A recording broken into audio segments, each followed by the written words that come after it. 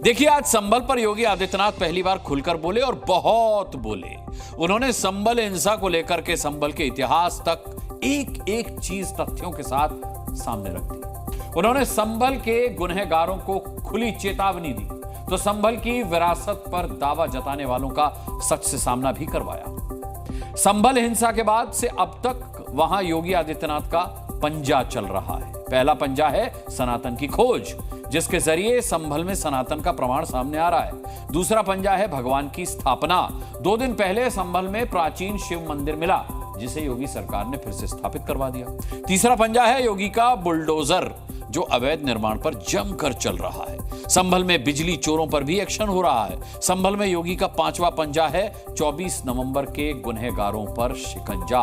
योगी ने संभल को संभालने के साथ साथ उसकी पुरातन पहचान वापस दिलाने का संकल्प आज विधानसभा के अंदर दोहराया। भगवान विष्णु, श्री हरि विष्णु का 10वां अवतार संभल में ही होगा। बाबरनामा भी कहता है कि हर मंदिर को तोड़ करके एक ढांचा खड़ा किया गया।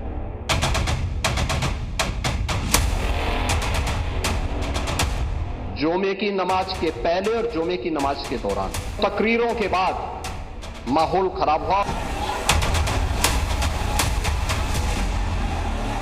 संभल दंगों के 21 दिन बाद योगी आदित्यनाथ ने संभल का इतिहास, भूगोल, वर्तमान और भविष्य सब कुछ बता दिया। 24 नवंबर को संभल में जामा मस्जिद के सर्वे के बाद दंगे हुए थे। हिंसा, आगजनी, पत्थरबाजी हुई थी। योगी ने विधानसभा के मंच से दंगा प्लान करने वालों को एक्सपोज कर दिया। 23 नवंबर को जुमे की नमाज के पहले और जुमे की नमाज के दौरान जिस प्रकार की तकरीरें दी गई,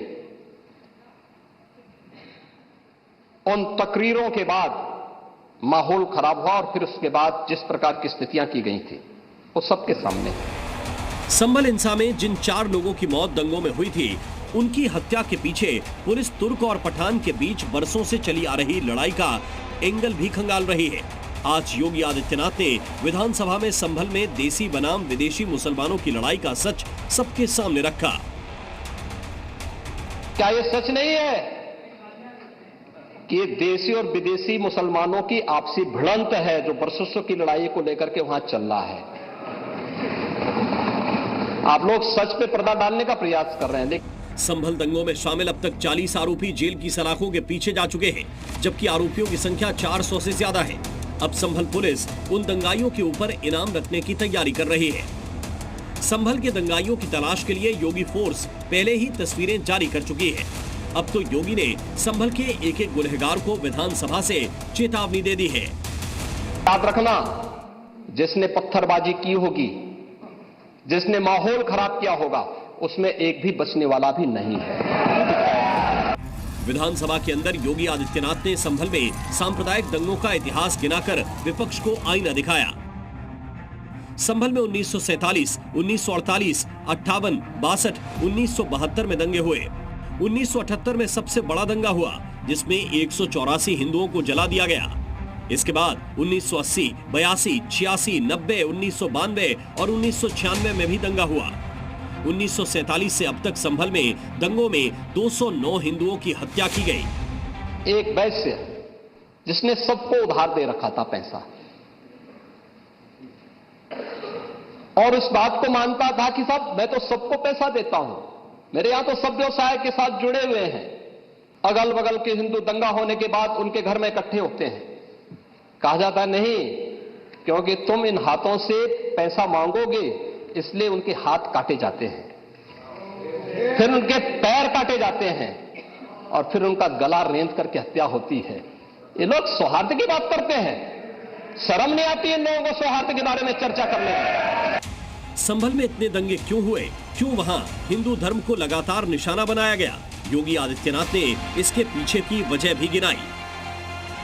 हमारा पुराण भी इस बात को कहता है कि भगवान विष्णु, श्री हरि विष्णु का 10वां अवतार संभल में ही होगा, उसी संभल में होगा। योगी ने विधानसभा के अंदर बाबरनामा का जिक्र करते हुए कहा कि हरिहर मंदिर को ध्वस्त करने के बाद ही वहां पर मस्जिद का ढांचा खड़ा किया गया। योगी आदित्यनाथ ने इतिहास की याद दिलाई तो अखिलेश ने इतिहास बताने वालों के इतिहास बन जाने की भविष्यवाणी की। मैं कहता हूं, तो बाबरनामा भी कहता है कि हर मंदिर को तोड़ करके एक ढांचा खड़ा किया गया। हम लोग खोदने वाले लोग नहीं हैं। इतिहास को, जिन इतिहास के पन्नों में कुछ खराब चीज़ें नहीं खोदना चाहते हैं। हम लोग नए रास्ते खोजने वाले लोग हैं, और जिनको अपने भविष्य के बारे में नहीं पता कि भविष्य क्या होगा, भविष्य में क्या बदलाव चाहते हैं, वो इतिहास में ही हमेशा रहते हैं। हम लोग भविष्य बनाना चाहते हैं। संभल के साथ साथ योगी आदित्यनाथ ने अक्टूबर में बहराइच में हुई सांप्रदायिक हिंसा का मुद्दा भी उठाया। उन्होंने सवाल उठाया कि आखिर एक धर्म विशेष के प्रार्थना स्थल से हिंदुओं के जुलूस क्यों शांति से नहीं निकल पाते। मुहर्रम का जुलूस हो या फिर कोई भी अन्य मुस्लिम समाज का कोई पर्व और त्योहार का कोई जुलूस, वो हिंदू मोहल्ले से सुरक्षित निकल जाता है, कोई दिक्कत नहीं होती। मंदिर के सामने से भी निकल जाता है, कोई समस्या नहीं होती। लेकिन इस समस्या केवल वहीं पे क्यों खड़ी होती है जब कोई हिंदू शोभा यात्रा किसी मस्जिद के सामने से, किसी मुस्लिम बाहुल्य क्षेत्र से निकलती है, तब क्यों तनाव पैदा हो जाता है। योगी आदित्यनाथ ने आज संभल के मुद्दे पर विधानसभा के अंदर बयान दिया। उससे कुछ बातें साफ हो गई हैं। पहला, संभल में हिंसा फैलाने वालों पर एक्शन नहीं रुकेगा। संभल का प्राचीन इतिहास खोदकर निकाला जाता रहेगा। और तीसरा, अब संभल में जो भी अवैध होगा वो नहीं बचेगा। संभल में लगातार योगी का पंजा चल रहा है और वो लखनऊ से संभल के हर एक्शन पर नजर रखे हुए हैं। ब्यूरो रिपोर्ट, जी मीडिया।